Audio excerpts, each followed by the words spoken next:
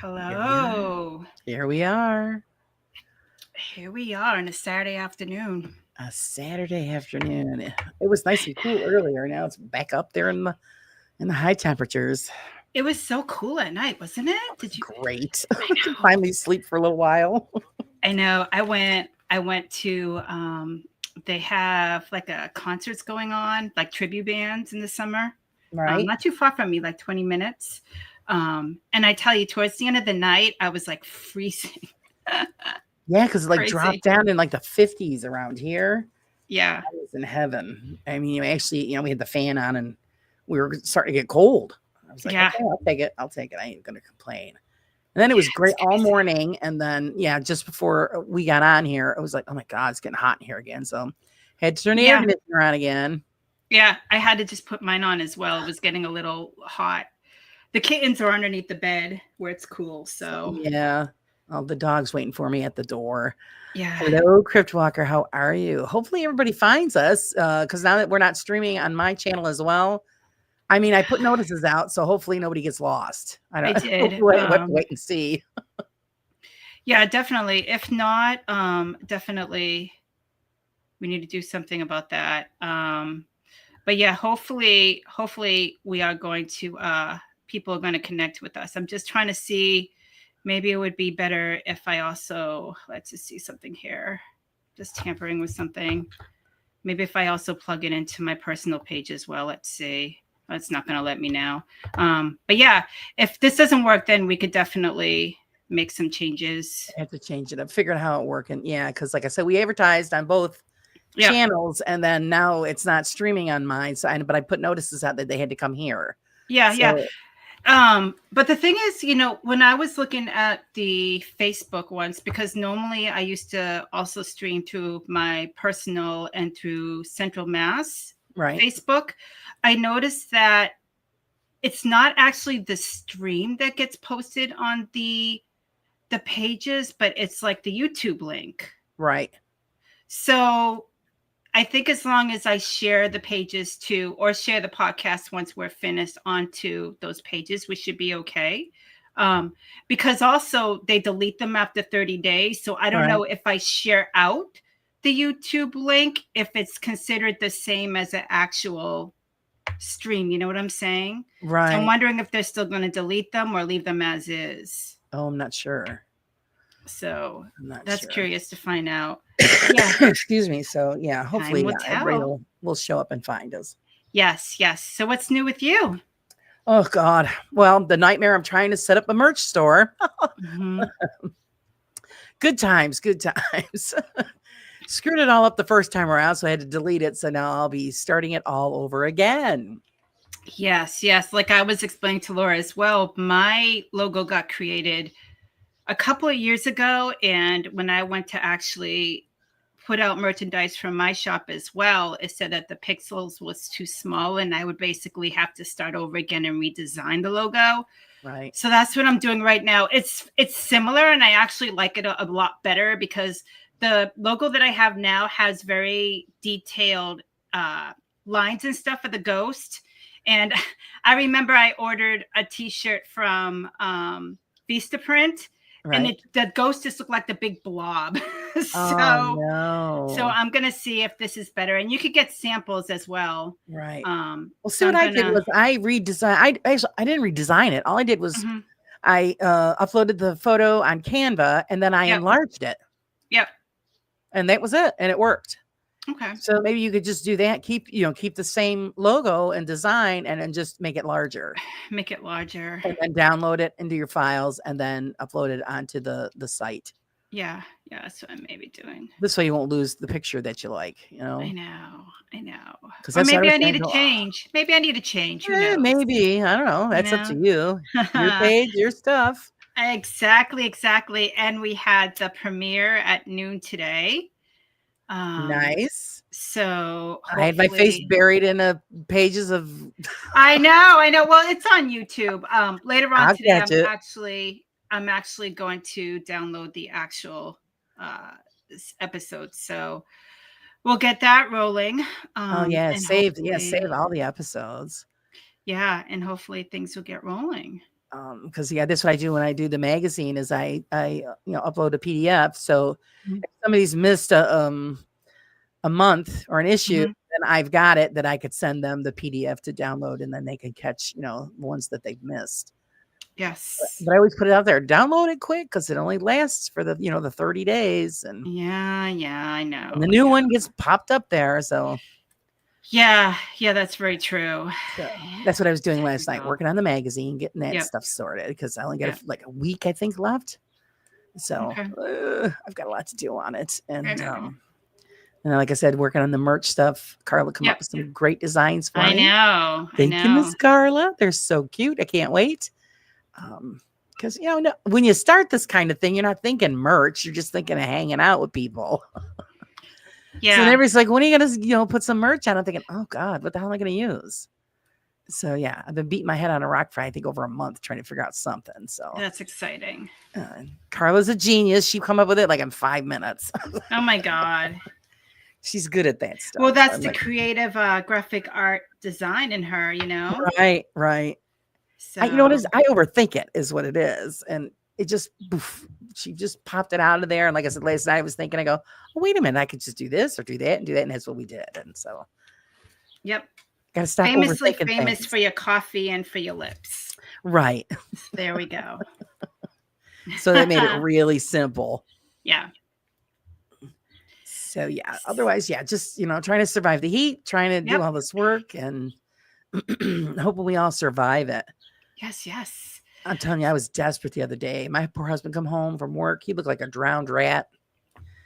I thought he was going to have a bad stroke. Yeah. I said, you know what? He goes, we got to get a pool again. I go, I know. The pool was like therapy for me in the summer because of the fibro. The heat is just horrendous for me. I can't go outside at all. Yep. And then when you want to go out at nighttime, the mosquitoes eat you alive. So I've been stuck in the house for days. And so I said, well, we're going to have to find something else and get it for next year because I can't take this no more. Yeah, definitely. Jeez. Yeah, watch. We'll get a new pool and then it'll snow all summer. Pretty much. Or fall will come and be like, here you go. You don't need it now. I know, exactly. So I guess this episode is kind of take 2. So yes. I was really disappointed with everybody else. I know we're pretty excited about this too. So Ryk actually came on my show as the first or second guest when I started. So I'm pretty excited to bring him back. Yeah. So let's bring him on. All right, let's get it going. Hello. Hey. Hello, sir. Hello. Staying nice and cool. Yeah, well, it's always cool in the grave. There we go. Yeah. That's very true. Yeah. So I just completely blacked out for a minute. I don't know. It's like I was looking at like a crow that I very rarely see. So I was like, wait a minute now. She's distracted by birds. I know. I'm distracted by birds. So, Ryk, tell us a little bit about yourself. All right. Well, I work as a tour guide and content writer for the Lizzie Borden House in Fall River, Mass., the historical museum and bed and breakfast. I've been doing that for almost 4 years now and have been involved in the rewriting of the house tour, the ghost walk tour, and a recently launched Oak Grove Cemetery tour. Nice. And I should say right away that when I say I wrote them, I have to acknowledge the help of some of my coworkers, and they'll know who they are, who were kind of like historical research editors, so that we made sure we kept very much to what is verifiable fact or delineated as one of the rumors of the day was ... Mm-hmm. But there's so much misinformation out there about the story, and it's weird and bizarre enough just on its own merit. So, Nice. That's great. So what made you, I know that you currently you take theater arts, correct? At a Oh no, community college? I You graduated from graduated? that. Yep. Okay. And had considered going on to get more than the associate's degree when I was contacted by somebody I met through that program, and they were looking for actors to do a streaming reenactment at the house on the anniversary of the murders in 2021.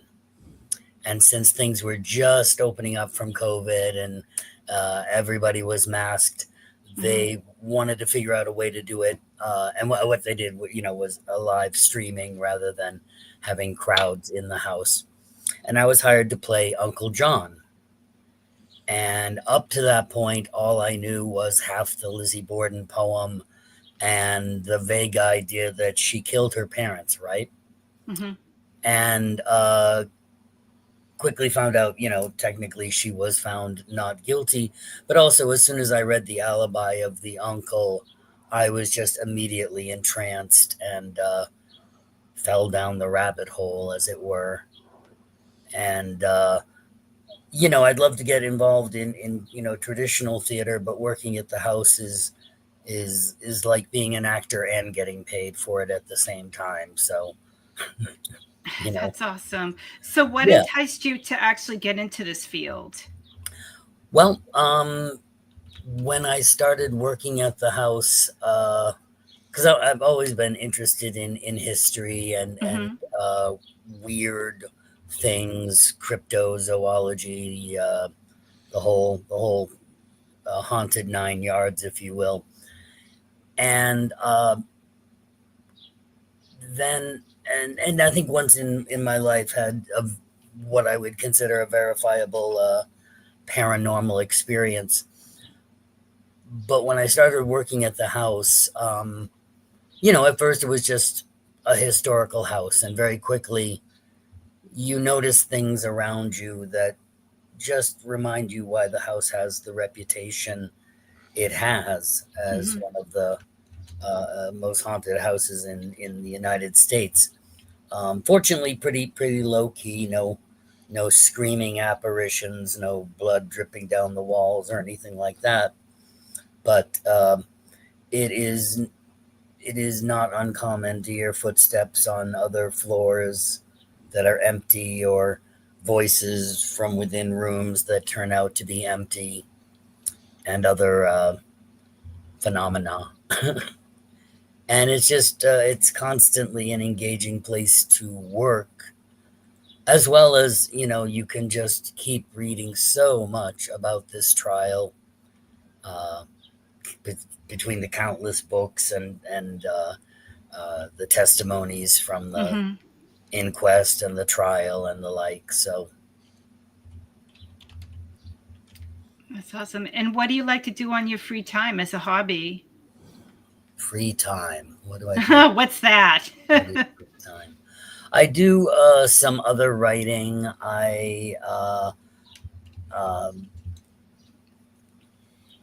One of your hosts mentions the fibromyalgia. I also have some chronic health conditions. So honestly, a lot of time between I'm resting, reading up or rereading books, just to make sure that memory stays sharp, and that if I'm telling a story there, I can remember where I sourced the information from. Because even a couple years in, a story that I was telling, we've turned out to have found some evidence that it wasn't true. Mm-hmm. And it was one of my favorite stories, which was this rumor that upon returning the bloody couch from police evidence, that Emma chose to have it reupholstered. And this, of course, is a wonderful, ghoulish, penny dreadful detail. The truth is, we found an article where Emma reported that the thing was chopped up and burned, as you would expect them to do. Mm-hmm. So it's interesting to see, number one, that we're verifying fact versus fiction, but also those fictions, those rumors, they came from somewhere. They sort of reflect the zeitgeist of the time, that the public never let this go. Mm-hmm. Every year they reran the story after the trial was over. Yeah. They kept interviewing, they interviewed Emma, I think in 1913, if I remember correctly. And, she, to the end of their days, they all maintained that Lizzie was innocent.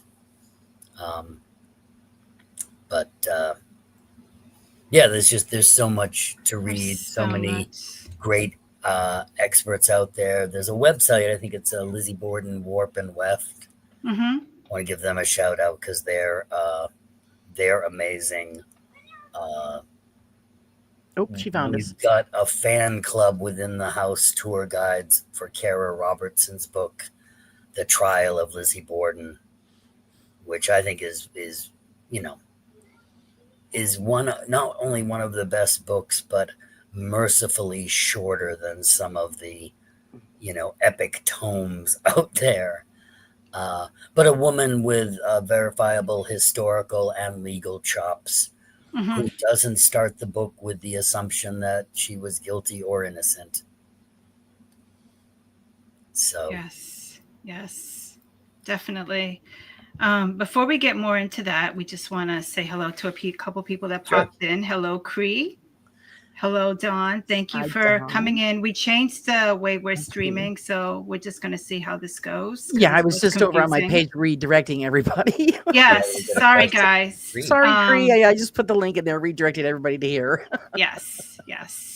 So let us know, guys, if you prefer this way or if you just want us to kind of cut down some of the streams and still put Laura's channel back up or vice versa, or just let us know if this is easier for you. So that's why I put the link in my end. Yes. So Ryk, I'm pretty sure everybody knows the story about Lizzie Borden, but would you mind just basically just going over the story? On August 4th, 1892, Lizzie said she was returning from a private errand out to their barn, and she discovers the mutilated body of her father. She summoned the maid to contact the doctor across the street, and eventually the crowds arrive, contaminating the crime scene before the police arrive. And it's a sensational murder because Andrew was a very wealthy man, murdered in his own home, and that home was set on a busy downtown street in the middle of a busy business day. But nobody was seen entering or leaving the house. But suspicion quickly comes down upon the youngest daughter, Lizzie. And this is what makes the murder sensational, because we're talking about a woman purported to be 5'5" and 130 pounds, known as a Sunday school teacher. And Cree asked a question about would she have had the energy to use the axe or the hatchet that many times. That's an excellent point, because, not only was Lizzie known to people as a Sunday school teacher, but Victorian science at the time thought a woman with that kind of upbringing and of that class would be fundamentally incapable of a crime like this, because of you ladies being such gentle, feminine flowers. And so there's, the sexism of the day as we would look back on it. And yeah, swinging a hatchet, with Abby, it was 18 to 19 blows to the back of the head. Mm-hmm. That takes some serious energy. One theory is Lizzie was in a what's called a fugue state, just crazed and had, the energy of a maniac. But other people, think it shows that it had to be somebody else, and popular suspects are the uncle or somebody hired by the uncle. But all the details of the story have this multifaceted aspect that you can look at it as just coincidence that because the mother died before the father, that would ensure the inheritance went to the sisters, whether rather than had Abby died after, she would have inherited the estate, and upon her death, that would have gone to her family and relatives. So is it a lucky coincidence that the order of the deaths gives the entire estate to the older sister, or was that part of the plan? Mm-hmm. Was Emma being out of town for those 2 weeks part of the plan, to be out of town when it went down? Or was that another coincidence? And I think that's what keeps the story so compelling 133 years later, with, more books coming out and depictions in more popular media. There's a new Lizzie musical that's going to be coming out, and the cast is going to be visiting the house on the anniversary and show off some of the numbers. So we're excited about that. And, if we want to talk crazy theories, the day of the murder, one newspaper wondered if Jack the Ripper had escaped from England and made his new home in Fall River. Oh, wow. Wow. Yeah, and then I never heard that one. Andrew not being a popular man with many business enemies, there were a number of people that were investigated because of past interactions with Andrew, or they were the usual suspects, which meant that they weren't wealthy white Protestants.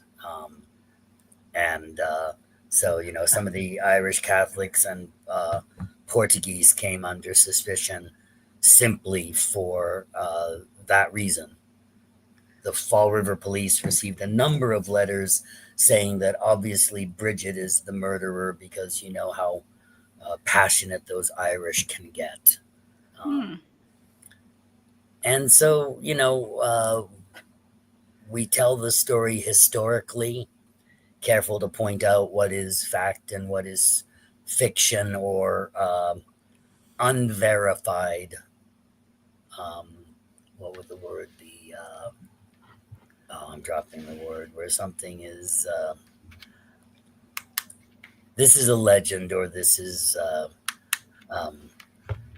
rumor, Mm-hmm. or as people believed, Yeah, definitely. So Cree says, the thing for me is that many of the wounds the father had literally went through the skull and into the brain. Again, that would take a lot of force, and I just don't see her having the ability. Mm-hmm. Yeah, that's what I think too. Mm-hmm. Yeah, well, the force that holding a hatchet, which weighs between 3 and 5 pounds, say, it's not unbelievable to me that she could have gotten the first whack in, so to speak, Mm-hmm. but 10 to 11 for Andrew, and earlier that day 18 to 19 to Abby. That is a lot of physical effort. Yeah. I did this little promo video that I think is on our Facebook page, where I'm Uncle John holding the hatchet, and I only had to swing it like 4 or 5 times during the filming. And, it gets heavy with, that weight at the arc of your arm. So Mm-hmm. it's a serious argument that Lizzie wouldn't have had the physical strength to do that. And, it's not likely that she would have been even chopping wood in the basement. That would probably have been Bridget's job when she started the stove every morning. So, but there's just so many rumors that people, believe, and we've never found a diary or Yeah. secret letters that say, "I'm glad we killed the old man." That's what I was just going to ask you as well. Is there anything that is written on what the relationship was between like the sisters and the father and stepmother, that would, because obviously somebody with a lot of rage would have to do this. Right. Not a lot is known about their business before the time of the murders because Victorians just didn't talk about family business outside the house. Mm-hmm. But it wasn't any secret that Emma was not happy when her father remarried only 2 years after her beloved mother's death. And the mother had asked Emma to watch over her baby sister from her deathbed. So for 2 years, she was Lizzie's caretaker. And then along comes this woman who says she's going to be the stepmother now. So we know that their relationship was never warm from day one. And while Lizzie called her stepmother or mother, perhaps, she always relied on Emma for comfort or counseling. 5 years before the murders, though, there was a falling out over a real estate deal where Andrew did a favor for Abby's extended family, and it ends up with him putting a house in Abby's name. The sisters were enraged to find out about this because why are you doing for those people what you should do for your own flesh and blood? Mm-hmm. Andrew tries to remedy this by gifting them a property that he owns, the house they used to live in, and it's a rental property, and that arrangement doesn't work. And a few weeks before the murders, he bought the house back for $5,000, which, while not a bad chunk of change in those days, wasn't what the house was worth. And this is said to have upset Emma so much that she went to Fairhaven to visit, just get away. And that's, the final falling out between the family. But even after that real estate deal 5 years ago, the sisters had ceased calling Abby anything but Mrs. Borden, or even talking to her unless a direct question or communication was involved. So it was a very chilly 5 years. And then things get so tense, everybody's locking their doors. And I have a question that goes with one of the comments in the chat.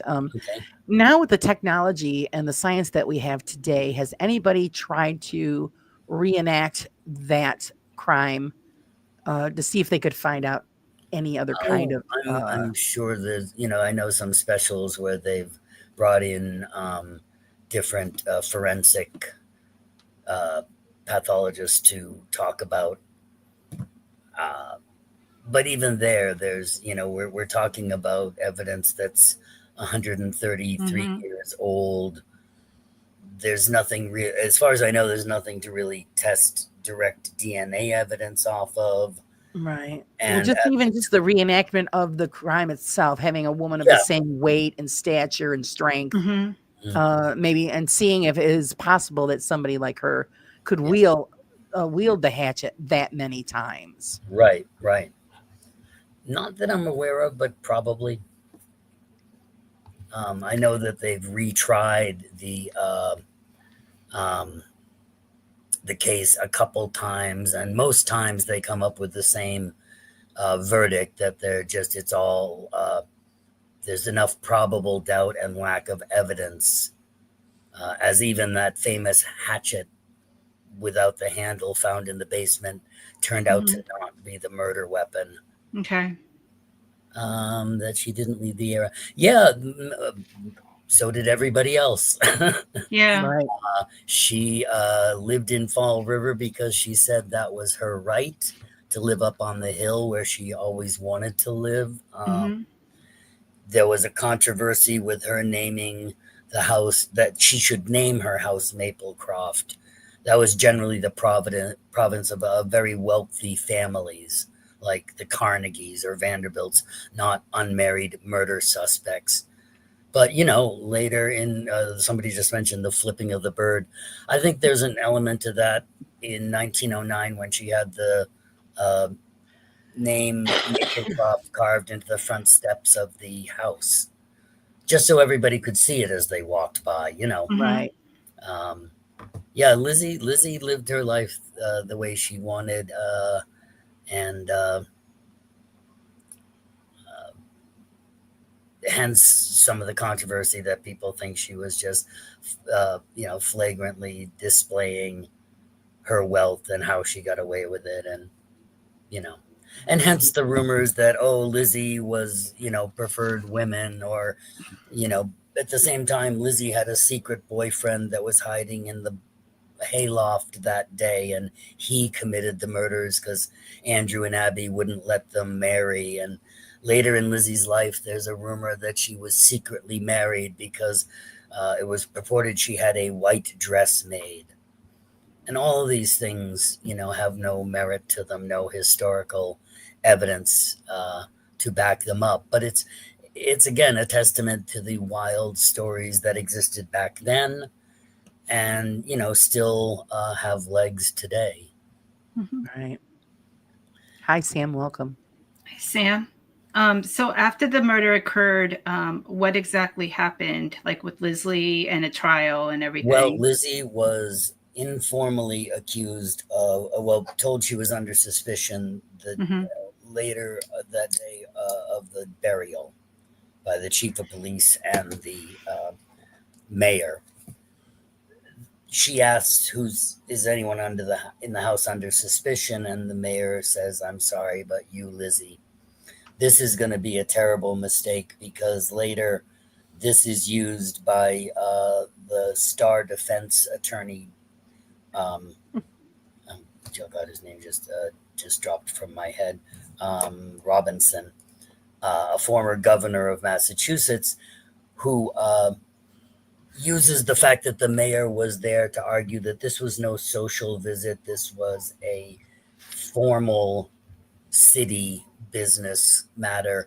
And because of when the mayor said Lizzie was the suspect, Rufus Hilliard, the chief of police, should have told her that he had her arrest warrant in his pocket the whole time. So this is used later to say that Lizzie's rights were not respected, and that the informal inquest should have been a formal inquest. And yes, it comes out that to keep her calm for the questioning, the family doctor gave her a dose of morphine sulfate the day after the murders, before police continued questioning, and that she was that dose was doubled on Saturday. And that, yeah, she was on these doses of morphine during the inquest and the trial. But it's during the inquest that is used to get the inquest thrown out at the beginning of the trial. And honestly, my opinion is when that happened, the trial was basically over. There's another 8 days of hearsay and stories, but no actual physical evidence at the trial linking Lizzie to any murders. And I'm assuming the others were questioned as well. Mm-hmm. But it's interesting how Emma was out of town.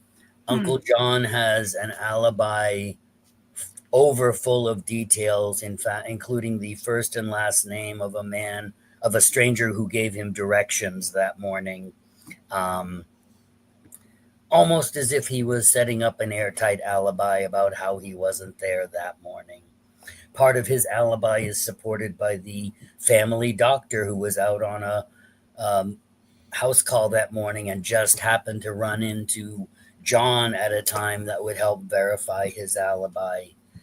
However, the trolley driver that was driving the trolley John claimed to be on can't recognize him.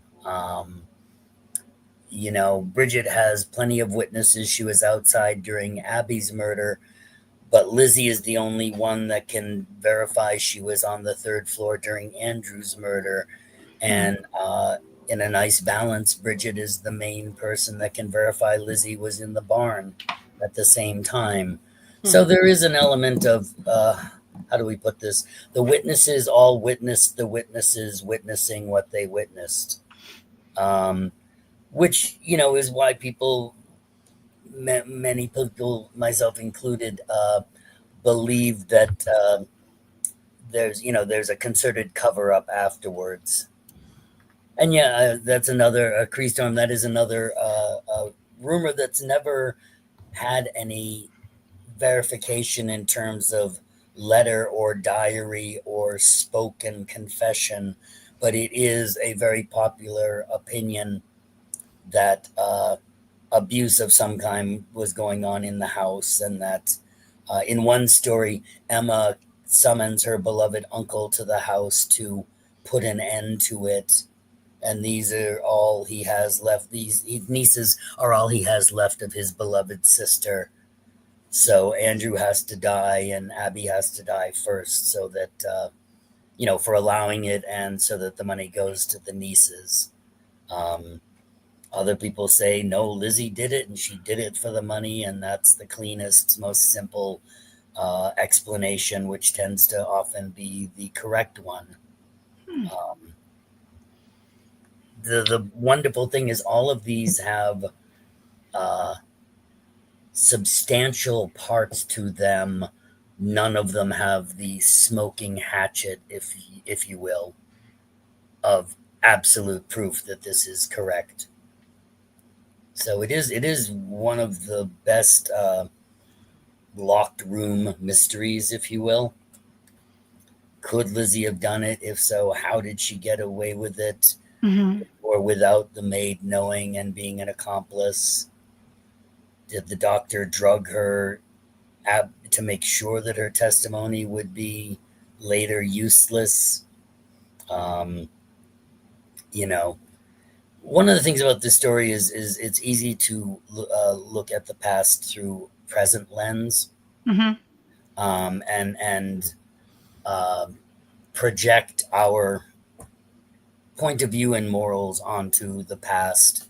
So it's important to read the context of the time to answer questions like, why were Lizzie and Emma living at home?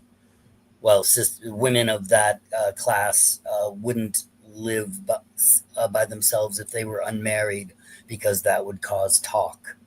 Right. You left the house when you were married. So, do we again, know angles you can dissect and say it means that, and that's why all of our guides learn from a common script, but they're not memorizing the script and doing it like animatronics. Mm-hmm. Many of us have our own point of view or who we think did it. Some people tell very specific historical fact presentations. Others do more of a penny dreadful dramatic reenactment of the day, which is nice, because we've had people come to the house who took the tour twice within a short period of time and felt like they got two different experiences of the same story. Interesting. Two different movies by two different directors, but the same, information. Do we know how Lizzie's relationship was with their father? Well, they seemed to be quite close, and he seemed to dote on her more than the older sister. Mm-hmm. He seemed to have given her a number of very generous gifts. And then that's where the psychological dissection comes in. Was he doing that because, an abuser was shaping Lizzie?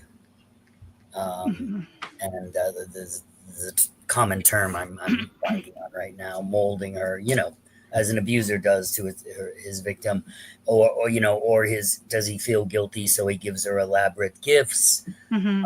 Other people say he was worried about Lizzie's state of mind, and money was everything to Andrew, so that was how he showed his love, was through gifts. I mean, there you can take the same thing and give it a number of different points of view and motivations. Hi, Wayne.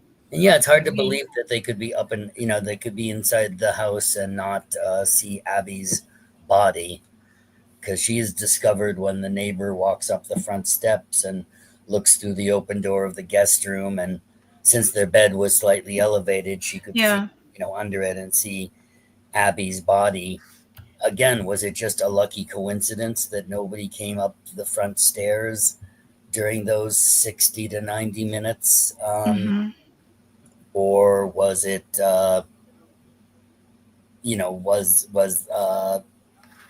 did they know Abby was there?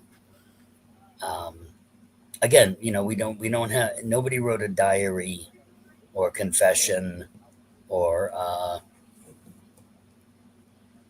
had a store of letters that have been hidden away and just discovered now. So it's likely that we will never know. But that's not going to stop people from, debating and trying to find out.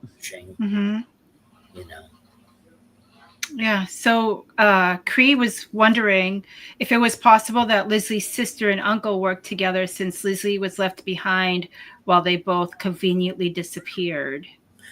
Yeah, I mean, that's the first part of that the sister and uncle were involved in the planning is a popular idea.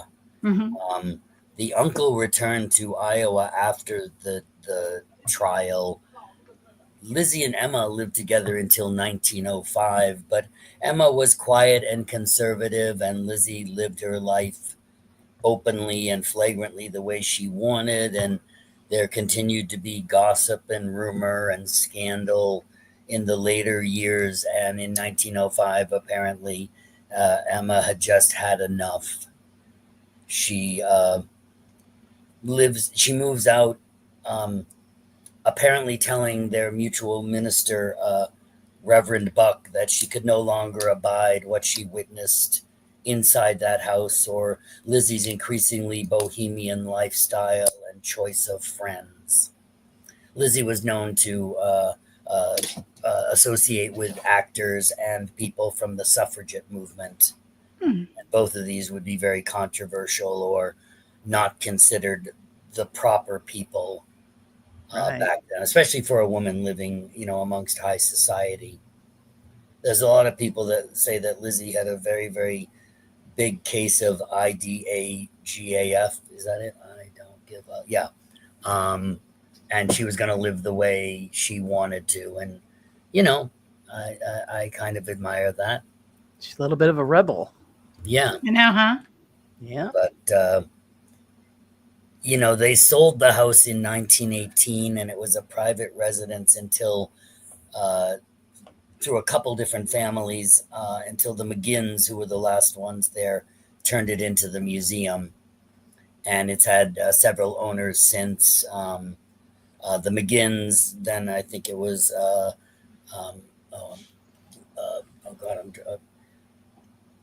I'm not at the house, so I don't have the thing down. Don Woods and, oh my God, I'm forgetting the poor woman's name who carried the house on her shoulders until the pandemic. Someone's going to correct me, and I should remember that name. I'm very embarrassed. And then Lance Saul is the current owner of U.S. Ghost Adventures. Okay. And extensive money has gone into keeping an 180-year-old house in good condition. Right. And of course, with a historical landmark, you can't just go in and fix things. Yeah, you need the... Yeah, there's too many rules. Yep. Yeah. Yeah, even, the metal roof, which has its own controversy about, did they have a metal roof or did they have a shingle roof? Well, a metal roof is going to preserve the house longer. And the research behind it is that there were metal roofs in Fall River as early as the 1820s. So they could have had a metal roof, and there's not a lot of shots of the, aerial shots of the house from 1890s. Right. Yes, exactly. But, it's funny. I talked to somebody, somebody's asked, is the house haunted?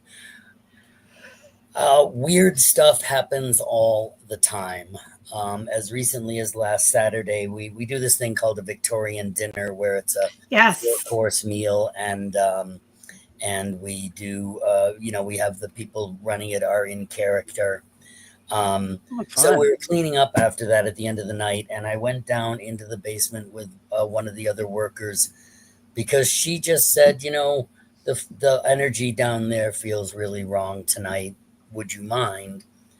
And while I didn't feel the energy was particularly creepy than the basement usually is at night with a lot of the lights off, but I'm coming back up the stairs and I see a little bit of what I was sure was the end of her dress whip around the corner into the hallway off the kitchen. And I assume that she's, standing there ready to jump out and say boo when I come upstairs because we do that to each other occasionally. Mm-hmm. And I think, okay, I'm just going to stay here on the stairs till she wonders if she heard me on the stairs, and she'll look around the corner and I'll say boo, Anyway, I'm getting ready for this, and behind me, I hear her say, "Why are you pausing on the stairs?" And I look around and she is behind me. And I know I saw something go around the corner, but there's no sound of the side door opening, footsteps on the stairs, footsteps in the kitchen, nothing. And, you can go days, even weeks with that house feeling like it's an old historical museum. Mm-hmm. And then things like that will happen where I know for a fact I saw something, but there was nothing there when we got up there. I haven't been in Maplecroft, unfortunately. It's now a private residence. It's not open for tours. Okay. I don't know if it's haunted. I would have to ask people who've gone in and done any research there. It's also possible Lizzie could manifest in the house. What's funny is we get a lot of questions like working there, and even working with the paranormal tools we have. A lot of guests ask us questions as if, of course, we get a ghost guide along with the employee guide, so we can absolutely tell you could a ghost cross the Taunton River or not. Mm-hmm. So maybe maybe Lizzie would manifest at the house where she lived longer than at 92 2nd Street, or maybe people have been, there was a lot of use of Ouija boards in the early years of it being a haunted house and bed and breakfast. The current owner has banned them from the property, and I'm okay with that. I mean, but we can't stop people from sneaking stuff like that in or doing seances on their own. So, most people believe that Andrew and Abby are still in the house. Other people think Eliza Darling Borden, the ghost of the great aunt from next door, is in the house along with her 2 children. Other people think there's things in that house that have absolutely nothing to do with the Borden story whatsoever, and have just been, invited in by people who don't know how to close doors when they're done. Yes. So I don't want to give any of the spirits a shout out by name, but there's one male spirit that is very, very insulting to our female people. A lot of slurs, a lot of, slut, whore. Oh yeah, goodness. Wow. He's not nice. But it's a great time, and there's so many ways to experience the house, the Fall River area, and I'm particularly proud of this tour I wrote that we're doing in Oak Grove Cemetery. Yes. Which again is mostly, related to the Borden story or characters therein, but actually has some very interesting people that have nothing to do with the Borden story. So, for the people who really want to hear about history and Victorian death customs and the symbology of gravestone carvings. It's a good time. And who doesn't like hanging out in cemeteries, right? Exactly. Exactly. That's where I go. Yeah, exactly. So I know that it's definitely people could stay overnight there, in particular in Lizzie Borden's room as well.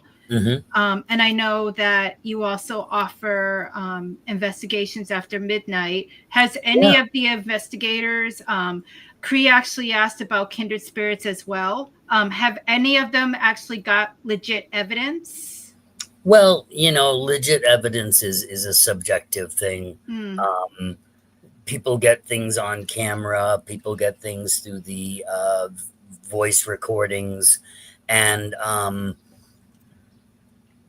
think there's a certain credulity line where if you're willing to believe that that's what it says, and in some cases it's pretty unmistakable. What's the caveat here? 95% of what happens in that house can be traced to absolutely mundane, plain explanations. Mm-hmm. It's the 5% of stuff that makes no sense, even through those filters. Like being in the kitchen once, and I was getting something out of the refrigerator, and I distinctly heard a little girl giggle from about the middle of the kitchen behind me. There was nobody in the house. There was nobody on the property but me. And it wasn't, your horror movie menacing kind of giggle. Mm-hmm. It was like the giggle of a little girl playing hide and seek.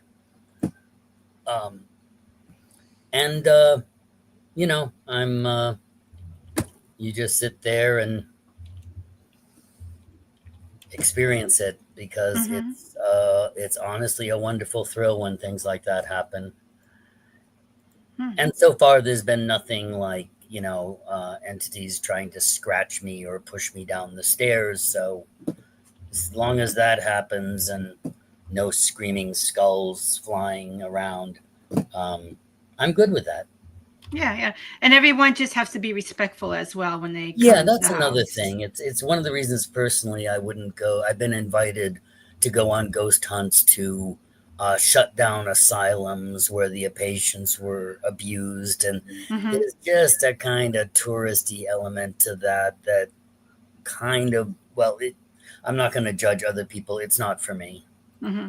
I wouldn't feel like it was respectful to go in there and try and stir up the spirits of abused people. And Cree has a great example: respect history. I tell a lot of jokes on my tour, but I also, I have great respect for the fact that I have this job based on a brutal double murder, and the controversy around it. I honestly say good morning to the ghosts every morning before I come in, and I say goodbye to them when I leave. I tell jokes, but I also speak in their, if not in their favor, at least to say, there's all these rumors about Andrew Borden. This is what we know about him. And now, why would you think that there's a small child would be there?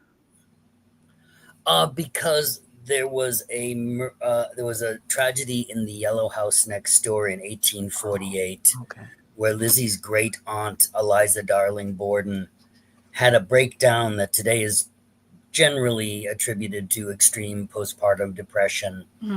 But at the time, she pushed her 3 children into the well in the basement of the house next door, and then took her own life. For some reason, it's believed that the ghosts of young Eliza Ann and Holder haunt the 3rd floor of the basement, and that the mother's shadow is down in the basement. The children are on the 3rd floor of the house. Oh, nice, Wayne. Nice. and the mother is supposed to be down in the basement. And when you stay overnight, the custom is to leave a toy or a doll or something for the little kids, so they leave you alone at night. Oh, okay. We have guest books where people write down their experiences. And a number of times over the years, we've had people mention that it sounded like someone let their young children run around the house in the middle of the night, trying to open doors. And a number of guests in the Knowlton room have reported feeling their toes tugged on while they were sleeping.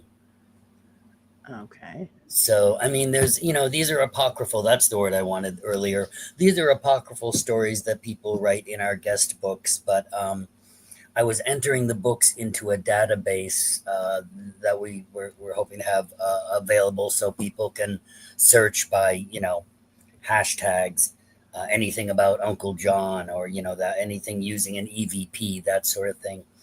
But over the 29 years or so that it's been this haunted house, there are in some of the things that are reported in different rooms. The sound of children on the third floor, the smell of perfume in Lizzie's room, a feeling of maternal care, of either being tucked in or having one's hand held in Andrew or Abby bedroom. There's even we have a thermal camera shot, which I guess would be verifiable proof that the ghost of the cat owned by the former owner, Leanne, the cat's name is Max, but Max is still on the property. And many people have seen or heard a cat. I've caught glimpses of something that looks like a black cat darting from one room to another. And we have a thermal camera image at the house taken in the basement that is so distinctly a cat. You can see the ears on its head and the tail and the arching of the body. And, so again, these things that make you go, Yeah. There is something out there, that we don't understand. And, we don't even know what we don't know. So that makes working there really thrilling. How do you feel like going there, like, regularly? Do you feel comfortable? Do you feel a little bit uncomfortable, not knowing what to expect? It's a dream job. Okay. I actually feel a little off when I'm not working, which may not be psychologically terribly healthy, but I need to touch the house every day or I'm weakened. It's a dream job. I'm an actor. It's a wonderful, intriguing story where I get to as a historical buff, I keep getting to read more and more and more and get more and more specific to the facts of the case. Things happen on a basic, not regular basis, but consistent basis that just are thrilling. And there's nobody upstairs, but those are footsteps, There was one time, other than when you're in the basement and you just have that kind of in the back of your neck kind of feeling. Right. Which could be just the basement. And, it's important to remember that we can project a lot onto sensory evidence and make it into something. But I was in the basement of the house near the back basement stairs. And I heard, and this is when I know it's weird, is when I hear some footsteps in the middle of a stairway, but not at the top and not at the bottom. And the steps don't finish. There's just like step, step, step. And I heard that from the stairs that lead to the basement from the hall off the kitchen. And all I can say is that every animal sense I possess, from the back of my brain to my skin, told me to be somewhere else.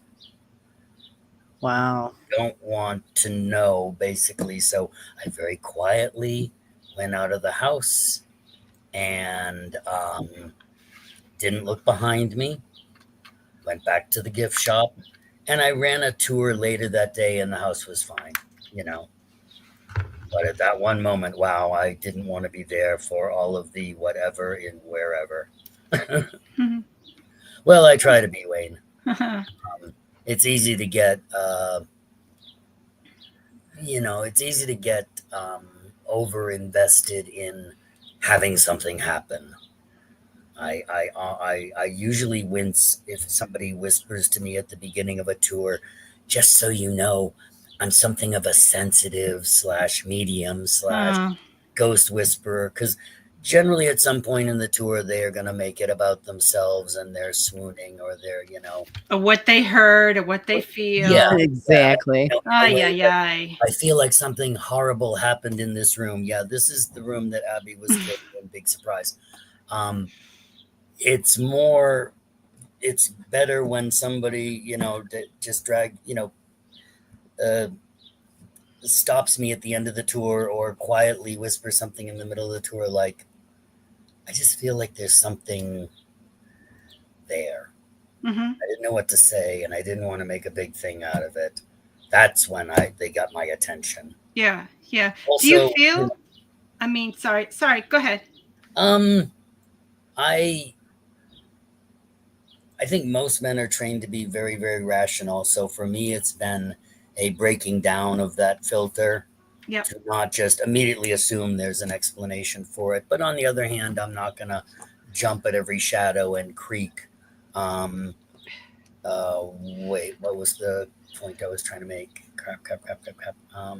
Your question again was? No, I was just going to ask you, as far as activity in the house, do you typically sense that it's constant all the time? It's more or less at night, during the day? Because a lot of people, they just feel that a lot of the paranormal activity happens at night. Enough happens during the day to make it seem like it's not just night and shadows making us jump and overreact. The house does have security cameras, and we have on our Facebook a number of incidents of things filmed there that we've, we have to have somebody tell us when and where it happened to go through the security cameras. We have one that is up on our Facebook page that has this woman and her daughter in the dining room, and the lights go out. Now, the lights there are motion detectors, so the girl is waving her arms to try and get them to come back on, and she's walking in and out of the room to try and make it, and nothing's happening. And there's a closet right under the security camera in that room. And as the girl and her mother are in the dining room, the girl all of a sudden points because you can see the door just starting to open. Now, this is a door that latches, when you close the door, it latches securely. It's not loose. It doesn't open because, the weight of the house shifts or anything like that. The door's starting to open. The girl points at it. The mother basically lunges. She told me that night that she was just like, oh, no, hell no, I'm not seeing what's ever in that closet. And as soon as she slammed the door, the lights came back on in the room. And you can see that up on our page. So, yeah, when things happen in rooms with security cameras, of course, if they happen in the bedrooms, we don't have cameras there, obviously. Wow,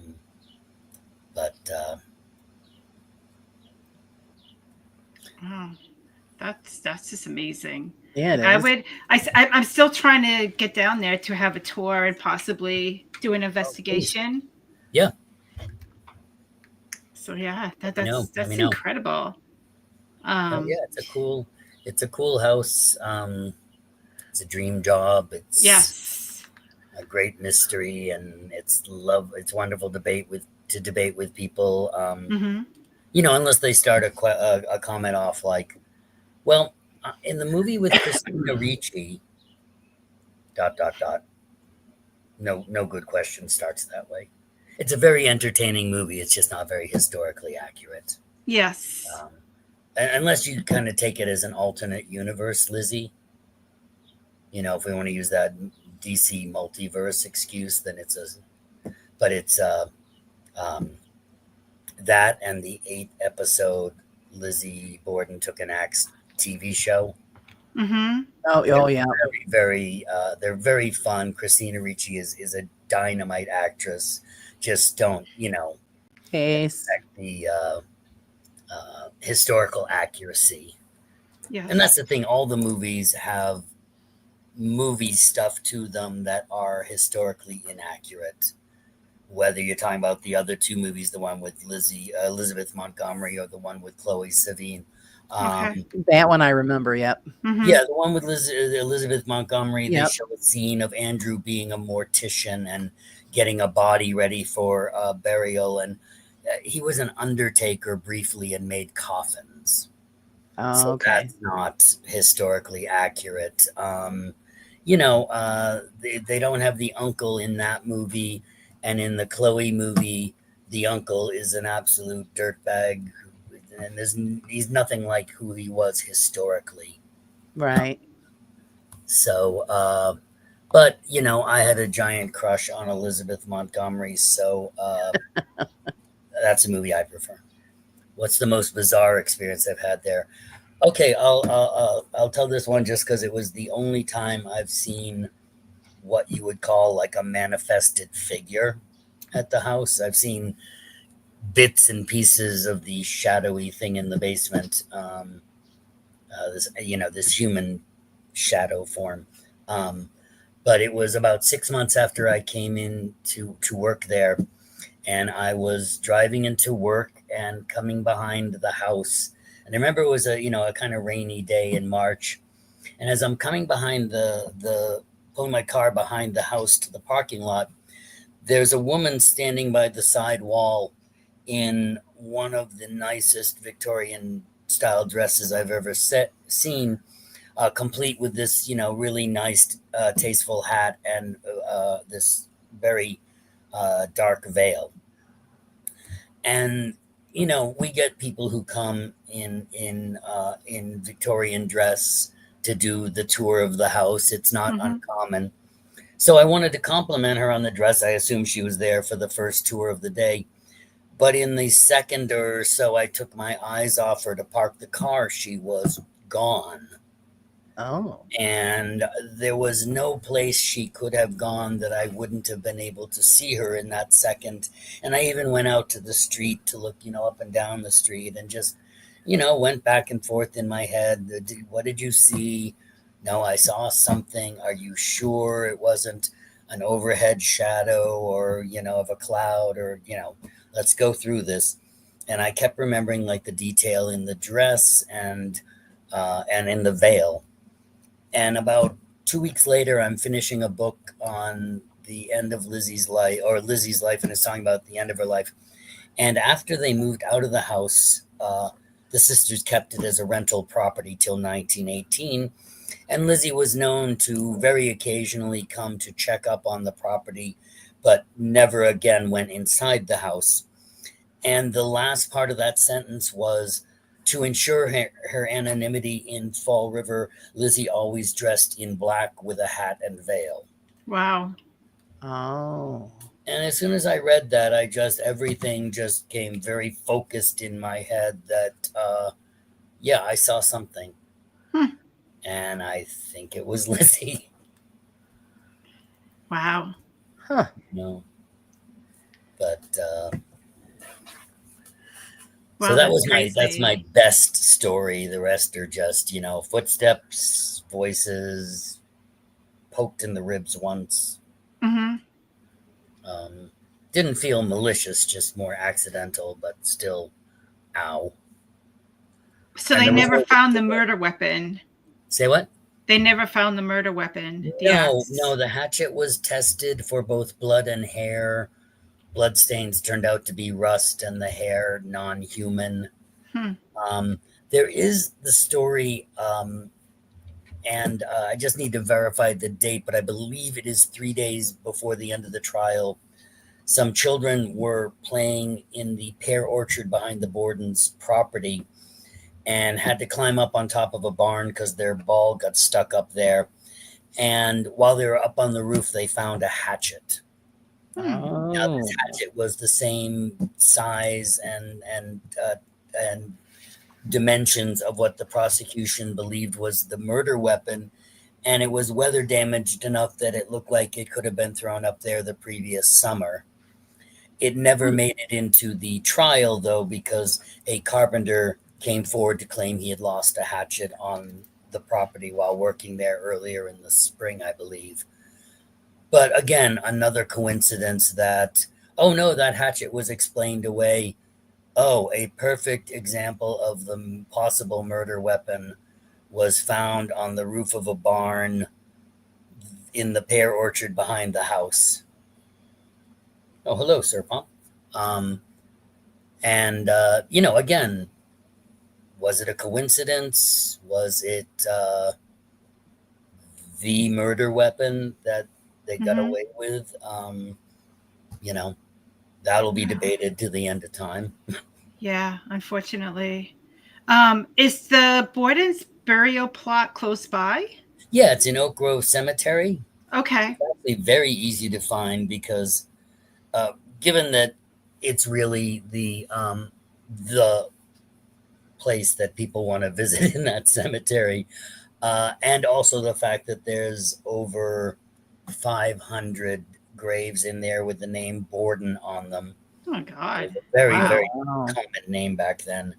I think something like 157 families at the time of the murders alone lived in Fall River by that last name. And most of them trace back to the same founding families. So, yeah, there's a lot of... anyway, I'm getting off track. When you go through the main gate of Oak Grove Cemetery off Prospect Street, there is a road. There are actually two roads on the left that have white arrows painted on them. And they will lead you directly by foot or by car to the Borden Monument. Okay. So it's pretty easy to find. Oh. And people leave gifts of coins and other things on the house. On the headstones, especially Lizbeth's, as she changed her name to.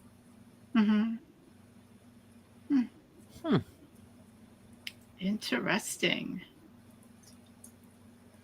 It's an unsolved crime scene. Well, yeah. Well, I guess we could say the case was closed as unsolved. Yeah. And it was a private resident. Well, it was a rental property for till 1918, and then private residences again till 1996. So it's not like it's a recent crime scene. Right.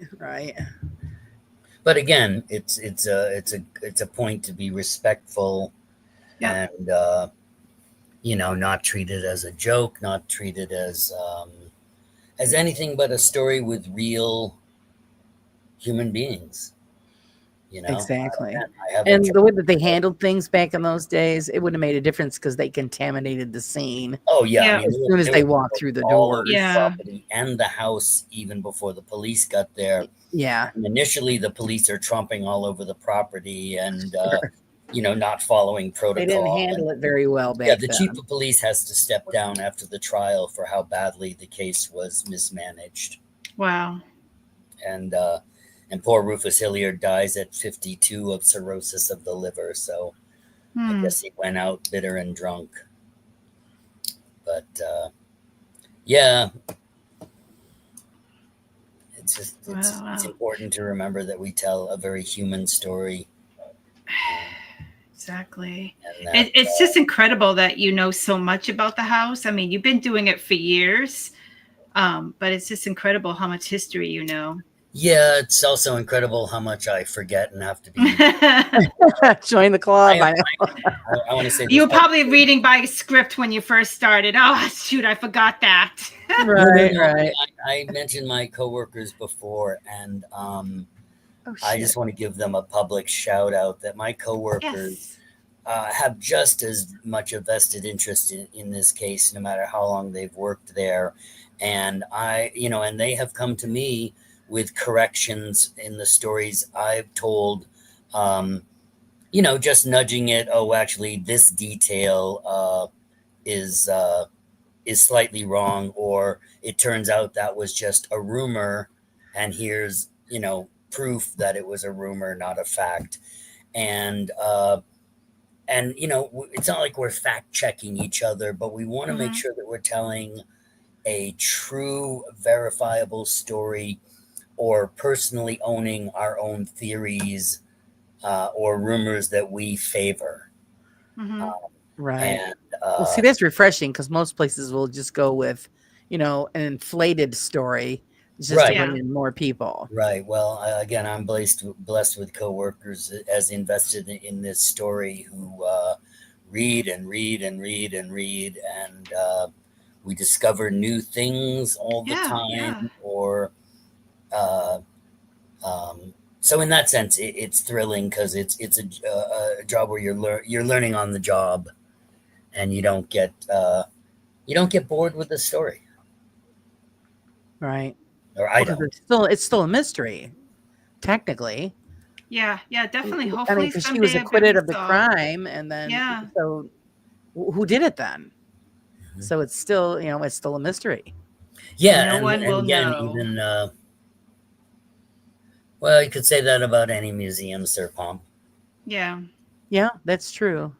And it's also something that people enjoy, and well, money and profits in this society. It's hard to run a museum without money, and if you're not making some kind of profit, your business is not gonna.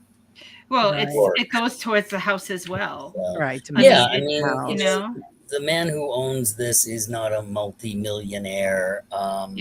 We're very invested. Here's a good point. If the owner wanted to make this simply about money and profit, he wouldn't hire, about a dozen actors and students and other people as live storytellers. He would hand out people, give people a headset, and you stand in front of the exhibit and you hear a pre-recorded something. Right. But the owner is Lanzal is extremely invested in, real history told by real people, and to make it come alive. So you're not just reading a book or going to a museum exhibit. It's live, it's interactive. So, and to be honest, like I've actually spoken to a couple of people that, owners that have like historical places, and it's not like a modern house. You could just get like a Pacific paint or like shingles or stuff like that. It's very, you have to go back and get the exact duplication or come close to it, and that could be costly as well.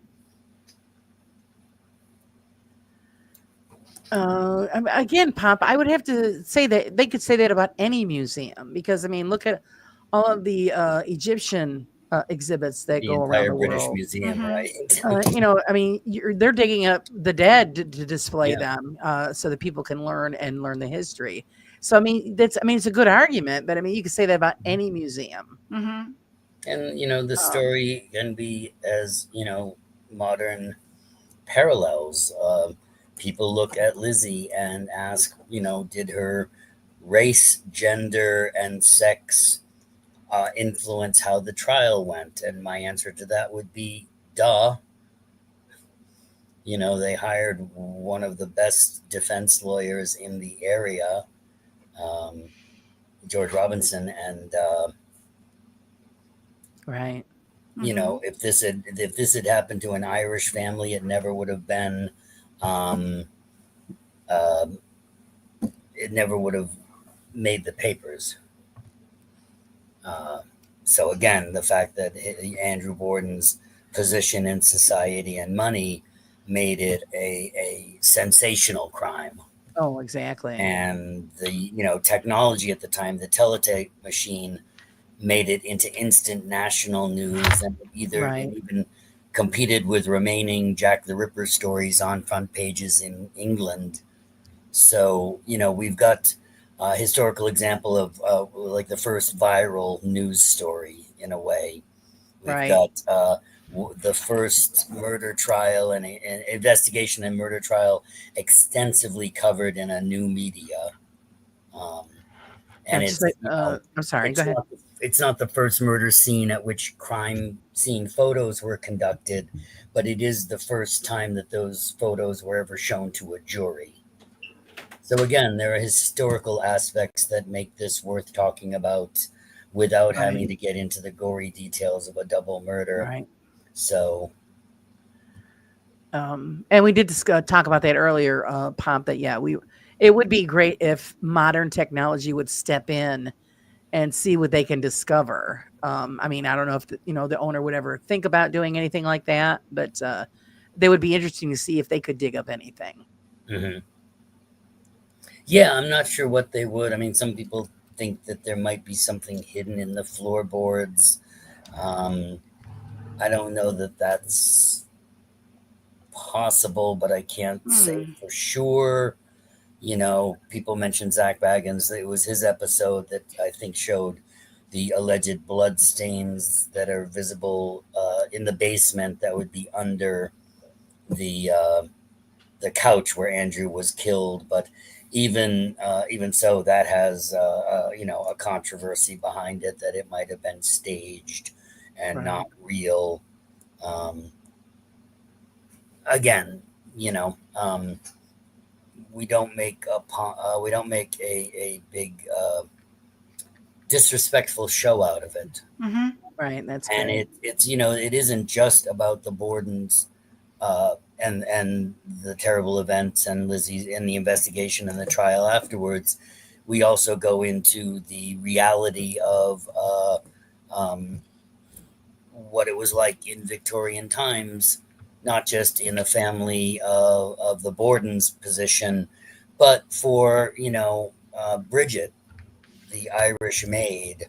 And we go into the how the wealthy Protestant mill owners set the Irish and the French Canadians and the Portuguese all sort of against each other, competing for jobs, which kept the Protestants largely in the financial power.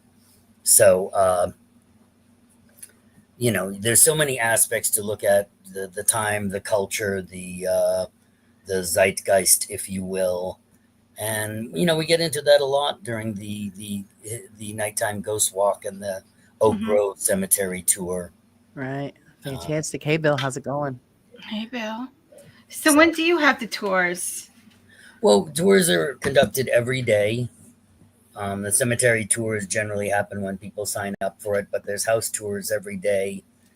The website lizzie-borden.com. That's the best place to go and order tickets, because as we get into the busy summer months and we're getting closer to the anniversary date of August 4th, and between then and Halloween it can just be really busy and nuts. So it's better to get tickets online ahead of time than come and realize all of them have been sold out, because each tour has a fire code capacity that we can't exceed. So yeah, the dinner sounds amazing. Quickly, yeah, that's a nice thing. Again, one of our Emma, if you will, our Emma came up with revamping that whole previous event, and again, you find out a lot about historical Fall River and the world of the Bordens, not just the Bordens, and then. Usually Emma and Lizzie and Uncle John are the workers at the dinner. Sometimes Bridget's there. Sometimes other actors or actresses from the stories. And so in between, the courses, we answer questions as they. So it's like one of those murder mystery dinners things that they put on it. People try to solve the murder. Comes in believing they already know what happened, but right. That's so really we don't, cool. and we don't give away any. And this is what happened. Reveal. It's left up to let's have a vote. Who thinks it was this? Nice. Who thinks it was that person. And it stays, it stays mixed to this day. Some people think Lizzie did it. Some people think it's someone else. Mm-hmm. No one suspects Mothman, though, and I think that's... It could have been on the roof of the house, and no one would have even seen. Right. Exactly. I'm a big Mothman fan, and yes, my dream is to go down to Point Pleasant sometime to the Mothman Museum there. And yes, mine is too. So, what events do you have coming up?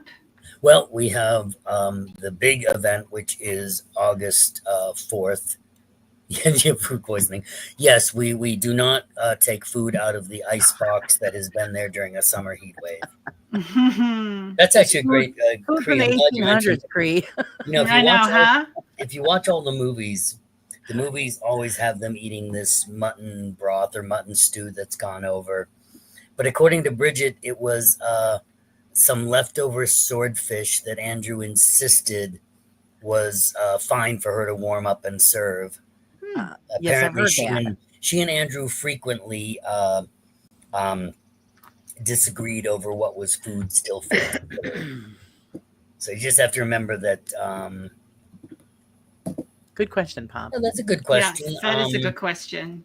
Another commonality of what seems to spark paranormal activity is when renovations happen within a building. Yes. And when the building was converted from whatever it looked like in the early 90s to recreating the floor plan of the Bordens and, appropriate wallpaper. And they had to track down, they used the crime scene investigation photos to track down antiques that matched the photos or came as absolutely close as possible. And so a lot of care has gone into each room looking like what the Bordens would have, other than the fact that we have electric light and indoor plumbing throughout the house. So, and some people stay and it's simply a quaint old historical inn, and some people come and stay up all night, and some people leave in the middle of the night because something happens and they're just like, okay, I knew it was like haunted, but I didn't know it was haunted. No, Wayne, what turns out was in the official the initial autopsy, they determined that it was food poisoning, or what would be called the summer complaint at the time. Oh. Again, Andrew, they had an ice box, but in the middle of a heat wave, it just doesn't keep food consistently, safely cold. So. Now, do you have a caretaker there while you have overnight guests? Oh, we don't stay there overnight. That place is haunted. Yeah. We have a manager who lives like 2 streets over. Okay. And we also have, a helpline for most of the questions are about, someone's door code isn't working, or they're not sure how to, turn the lights on in their room, that sort of thing. Okay. But if it's something like, where the toilet won't stop running or something like that, we have somebody they can, contact 24/7 for that sort of thing. Gotcha. And I've stayed in the house a number of times for one reason or another. I got snowed in there one night and almost was going to be in the house all by myself, but some couple that had flown into Boston were gonna get there, and so the 3 of us were in the house all together. But okay, I stayed up in the Knowlton room, and those guys were still sleeping at 4:45 in the morning when someone tried to open the door of the Knowlton room where I was sleeping. Just kind of a quiet little rattle of the,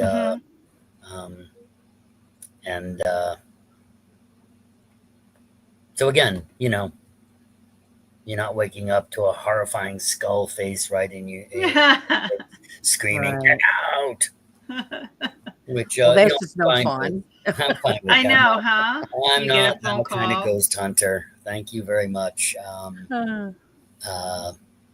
But then again, that morning I thought, okay, well, could one of the windows have been left open, and that was the wind? None of the windows were open. The skylight was closed. Mm-hmm. I could hear those guys snoring they were staying in the Andrew Jennings room. I could hear them through the door, so they didn't try to open the door on me. Something did. Something did. But I had it bolted from the inside, so haha. Wow. Huh. I would probably be one of those that stay up all night just for curiosity. Yeah, well, we also you can rent the basement from midnight to 8 in the morning if you really want to do some serious, in-depth ghost hunting. Nice, We'll nice. What supply are the fees that they charge for investigation? You'd have to go online to see that. I'm not. Okay. I don't. I'm not sure. But again, Lizzie-Borden.com, they have the fees for all of the different programs. There you go, guys, because I know everybody's And, interested. we provide you with paranormal equipment if you don't have it yourself. But It's a lot of nice. the people that come to the house have, their own equipment. Yeah. And I guess I got hired long after all the really famous ghost hunter shows have been and gone. But we get some notable podcast visitors and, strange little bits here and there. I feel I was part of something where, a guy, I actually was his guide. He was from Japan. The story's not known in Japan, so he wanted to do a documentary on it. And I, guided him through the house. So, supposedly at some point I'll appear in a documentary in Japan, but I haven't heard anything yet. We'll Nice. find out someday. But yeah, he was funny because I offered to tell him some ghost stories, and he told me, "Oh no, please! I get too scared. I don't even watch horror movies." Hi. And later, while we were still talking, and his one assistant was gathering up the remaining cables, I could hear a few footsteps up in Lizzie's bedroom. He didn't hear it, and I didn't point it out to him because I didn't think, he would do well with that information. Oh, So. Sweet. Is there any, I know there's most likely a waiver and stuff like that to sign, but are there any restrictions on filming investigations? No. As long as you're not filming other guests without their consent. Okay. Some people rent the whole house for that reason. Mm-hmm. And do, ghost hunt throughout the whole house.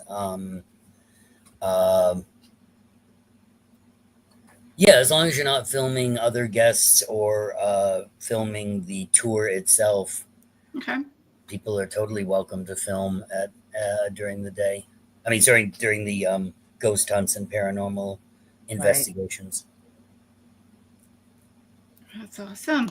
Laura, do you have any questions? No, I think everybody's pretty much asked what we all wanted to know, and if we didn't ask, Rick filled us in. Great detail. I just.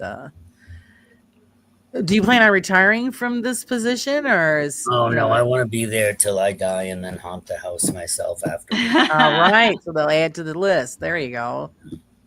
Maybe not die on the job, because that might be a little rough on my coworkers to have to step over my body and run tours. Yeah, right. Yeah, maybe Yeah, but they could replace the mannequin on the couch with me, and it would give a little,